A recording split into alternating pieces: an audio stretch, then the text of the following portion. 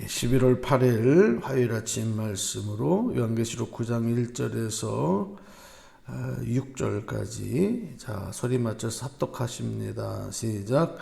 다섯째 천사가 나팔을 불매 내가 보니 하늘에서 땅에 떨어진 별 하나가 있는데 그가 무저갱의 열쇠를 받았더라. 그가 무저갱을 여니 그 구멍에서 큰 화덕의 연기 같은 연기가 올라오매 해와 공기가 그 구멍의 연기로 말미암아 어두워지며 또 황충이 연기 가운데로부터 땅 위에 나오매 땅에 있는 전갈의 권세와 같은 권세를 받았더라. 그들에게 이르되 땅의 풀이나 푸른 것이나 각종 수목은 해하지 말고 오직 이마에 하나님의 인침을 받지 아니한 사람들만 해하라 하시더라. 그러나 그들을 죽이지는 못하게 하시고 5달 동안 괴롭게만 하게 하시는데 그 괴롭게 함이 전갈이 사람을 쏠 때에 괴롭게 함과 같더라. 그날에는 사람들이 죽기를 구하여도 죽지 못하고 죽고 싶으나 죽음이 그들을 피하리로다. 아멘. 네. 지금 저희들은 어린 양 예수께서 7번째 두루마기를 떼셔서 나타나는 현상, 7 천사가 7 나팔을 부는 이 나팔 재앙에 대한 그런 내용들을 지금 보고 있습니다. 이 일은 계속 반복되는 건 전체를 한번 여러분이 다시 이렇게 그림으로 정리하시게 하기 위해서 말씀을 드리는 건데 6번째까지의 두루마리의 봉인을 떼우시고 이 땅에 마지막 날 주님 재림하실 때 임하는 환난의 내용들을 말씀하시다가 7번째 봉인을 떼기 전에 천사들을 통해서 구원받은 자들 또 영원한 하나님의 나라로 옮겨질 그 성도들의 이마에 인을 치시는 일들을 하게 하셔서 각 지파마다 12만 명씩 해서 14만 4천 명의 사람들에게 이마에 인치심을 하시는 장면이 나오죠. 이것은 오늘날 이 땅에 예수 그리스도의 보혈로 구원받는 성도들 한 사람이라도 더 구원하시고자 하는 하나님의 뜻이 있다는 말씀을 드렸습니다. 14만 4천 명이라고 하는 숫자에 매이지 말고 하나님의 구원의 큰 뜻을 우리가 기억하는 것이 중요하다. 오늘 저와 여러분들이 정말 예수님을 나의 주인으로, 나의 생명으로, 나의 하나님으로, 나의 영원한 구원자로 그리스도로 고백하는 자들은 이미 인침을 받으셨는 줄로 믿습니다. 네, 예수 보혈로 인치시는 거예요. 불도장을 찍어주시는 겁니다. 자, 그리고 나서 이제 마지막 7번째 나팔을 7번째 봉인을 떼셨을 때 7 천사가 나타나서 7 나팔을 부는 거죠. 하나하나 봐. 그 첫 번째 나팔을 불 때 일어나는 일, 두 번째 나팔, 세 번째 나팔 이제 쭉 어제 말씀을 드렸는데 그 내용들이 이 땅에 마치 환경 재앙과 또 지진과 또 큰 어떤 이 핵과 같은 어떤 엄청난 위력을 가진 그런 무기들로 인한 이 땅의 폐허 그리고 수많은 인간뿐만이 아니라 식물과 생명체들이 또 바다가 다 죽어가는 이런 정말 비참한 일들이 일어난다는 것을 경고하고 계시는 것입니다. 특별히 여러분 우리가 살아가는 동안에 나만 산다고 사는 것이 아니라 우리 다 경험하잖아요. 환경이 살아야 되잖아요. 공기가 살아야 되고 물이 살아야 되고 자연이 살아야 되고 저는 그래서 가끔 아이들 집에서 이렇게 막 샤워하고 할 때 야, 그 샴푸 좀 조금만 써라. 제가 이렇게 얘기를 해요. 근데 이게 샴푸가 아까워서 돈을 절약하자는 의미보다도 뭐 그 조금 더 짰으냐 많으냐 얼마나 차이가 나겠습니까? 그러나 그것보다도 조금씩 한 사람이라도 그런 마음을 좀 가지면 좀 더 우리 다음 세대들이 살아가는 이 지구와 자연을 보호하는데 일조할 수 있다. 여러분이 듣기 어떠실지 모르지만 저는 예를 들어서 커피 같은 거 이제 외부에 나가서는 어쩔 수가 없는데 이제 교회에서 뭐 서재에 있을 때 커피를 이렇게 받아오면 이제 한 잔을 사오면 그 컵이 너무 아까운 거예요. 컵이 한 번 먹고 버리기에. 그래서 저는 그 컵을 다른 용기에다가 이렇게 그 병에다 따라 놓고 그거를 씻어요. 그러면 깨끗해요. 그 컵이. 그래서 이제 그걸 이렇게 보관했다가 제가 이제 또 다른 데 이렇게 쓰는데 이제 뭐 그렇게 하는 이유가 뭐냐면 제 자신의 조그마한 노력이에요. 뭐 그게 티가 나겠습니까? 티 안 나죠. 그러나 그 하나 일회용 종이컵이라든지 뭐 하나 이런 거 조그만 거 한 개, 두 개, 세 개라도 내가 좀 절약하는 마음을 가지면 이 땅에 80억의 인구가 살아갈 때 얼마나 많은 그런 자원들이 좀 절약이 될 수 있겠는가. 이제 그런 마음으로 이제 그렇게 하는데 그뿐만이 아니라 한 사람, 두 사람 잘못된 어떤 일들을 통해서 파괴되는 것은 정말 끔찍하거든요. 아무리 공기를 정화하고 하려고 하면 뭐합니까? 어느 날 한번 차를 타고 운전하는데 어느 차가 앞에서 한 대 가는데 이 차 마우라라 그러잖아요. 그 연료 배기하는 게 고장이 났어요. 그러니까 막 그 매연이 새까만 매연을 펑펑펑펑 뿜으면서 차가 가는 거예요. 제가 그걸 보면서 야 여기 있는 수백 대 수천 대 차들이 아무리 그렇게 하면 뭐하냐. 저 한 대가 저러고 몇 시간만 돌아다니면 수백 대 수천 대가 내뿜는 매연보다 더 나오는 거란 말이죠. 뭐 이런 것입니다. 가장 중요한 것은 우리가 살아갈 수 없는 거예요. 공기가 오염이 되고 자연이 오염이 되어지고 땅이 오염되어지고 그래서 땅에서 농사를 지을 수가 없어요. 땅의 생명을 우리에게 공급해내지 않아요. 바다가 다 오염되는 거예요.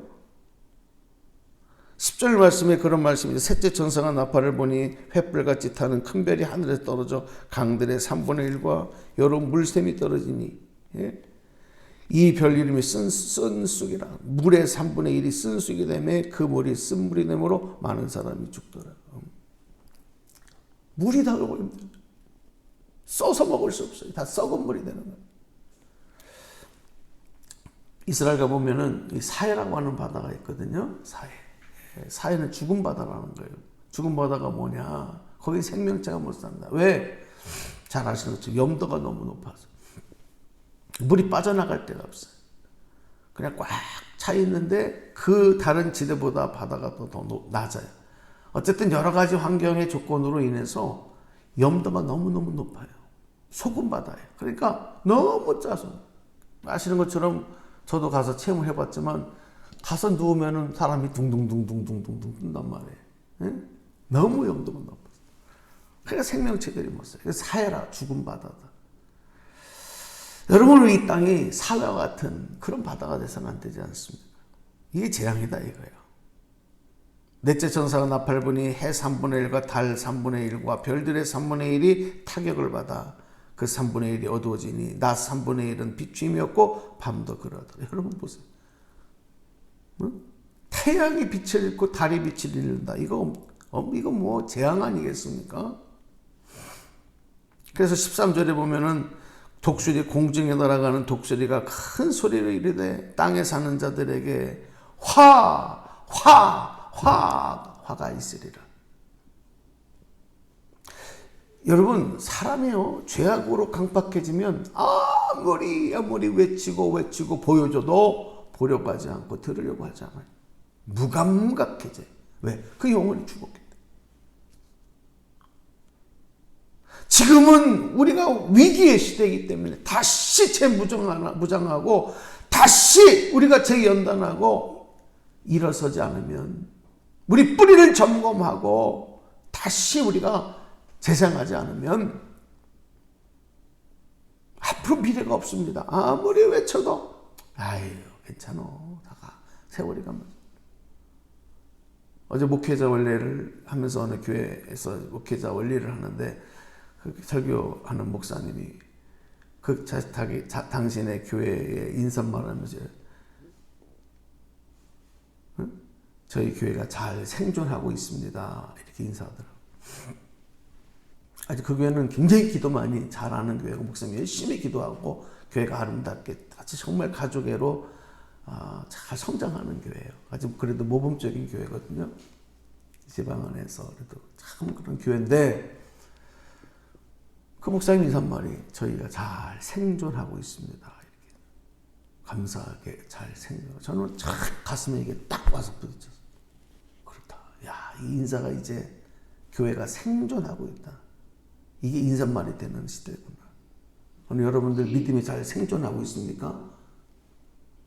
그렇죠. 여러분들은 그러니까 이렇게 와서. 근데 여러분 주변에 그 믿음이 생존하는 일에 문제가 생긴 사람들 있어요. 이게 뭐예요? 죽어가거나 죽은 사람들. 아무리 외쳐도 그대로 두면 화가 된다라고 하는 것을 외치고 외쳐도 기울이지 않는 모습. 이 천사들의 나팔 소리로 인해서 이런 경고들을 우리에게 보이고 있습니다. 그 다음에 오늘 9절로 와서 이제 우리 1절부터 다섯 번째 천사가 나팔을 불 때 이루어지는 일들을 말씀을 하는데 다섯 번째 천사가 나팔을 불며 내가 보니 하늘에서 땅에 떨어진 별 하나가 있는데 그가 무저갱의 열쇠를 받았더라. 그렇게 말씀해요.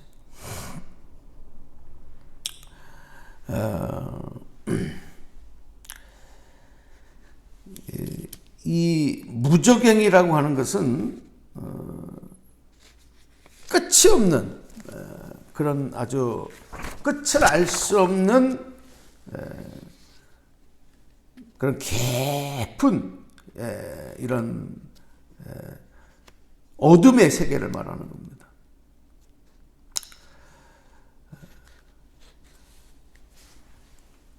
근데 그것을 누구로부터 받았느냐? 이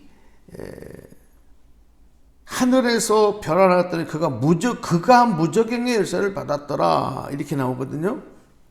여기서 그라고 하는 것은 사단을 말해요. 사단. 근데 이 무저갱의 열쇠를 누구로부터 받았냐? 하나님으로부터 받은 거예요. 자, 이제 오늘 말씀에 이제 시작이면서 내일 더 이어가겠는데 왜 하나님께서 사단에게 이런 권세를 주셨느냐? 무저갱의 열쇠라고 하는 것은 그 무저갱을 여는 거거든요. 무저갱을 여는 거예요. 그 권세입니다. 왜 권세예요? 이것은 땅에 평화를 주고 행복을 주시게 하기 위함이 아니라 땅을 어둡게 하고 고통스럽게 하도록 모든 것을 하나님이 사단에게 사단에게 그런 일들을 마지막 날에 권세를 주신다. 왜? 구원받은 자들을 다 옮겨놓으셨기 때문에. 이제 심판만 남았기 때문에. 심판 이전에 고통의 일들이 벌어지는 것이 하나님의 심판의 계획 가운데 있는 거예요. 우리가 이걸 따질 수 있어요. 어떻게 하나님 그러실 수 있어요? 하나님 사랑의 하나님인데 어떻게 그러실 수 있고? 그건 여러분 우리가 따질 수 있는 문제가 아니에요. 왜? 기회가 지나갔어요. 구원의 문이 닫혔어요. 끝났어요. 이제는 심판의 때. 또 하나님 그렇게 하시는 이유를 우리가 이미 이제 욥기서 같은 데서 확인도 할 수 있거든요. 욥기 내용 알잖아요. 어느 날 하나님 앞에 사단이 찾아 하나님이 내가 하나님의 종 욥을 이렇게 내가 좀 자세히 봤습니다. 정말 그런 사람, 그런 믿음의 사람이 없습니다. 이제 하나님께서도 욥을 자랑스럽게 여기셨어요. 그리고 사단도 욥을 예의주시하고 본 거예요. 하나님이 특별히 사단에게 욥을 자랑합니다. 욥을 인정합니다. 욥을 칭찬합니다. 그러니까 사단이 하나님 욥이요 까닭없이 그렇게 정직하고 신실하고 모범적이고 의롭지 않았을 것입니다. 뭔가 이유가 있었을 것입니다.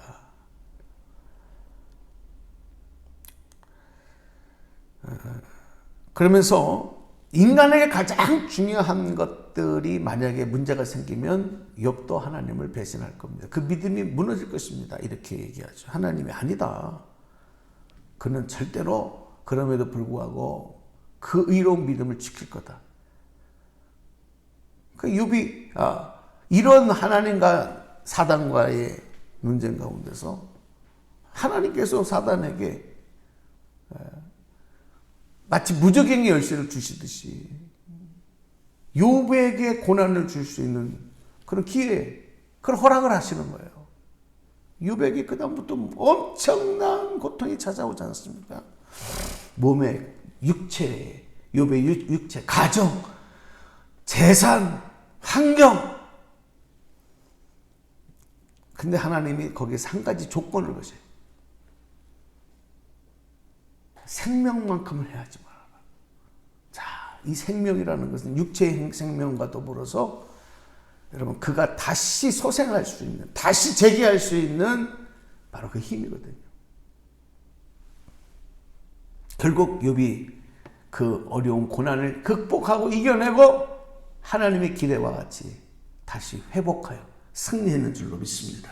하나님께서 욥에게 갑절의 복을 더하여 주시고 그를 믿음의 큰 모델로 삼으셨던 거 우리가 잘 알고 있죠.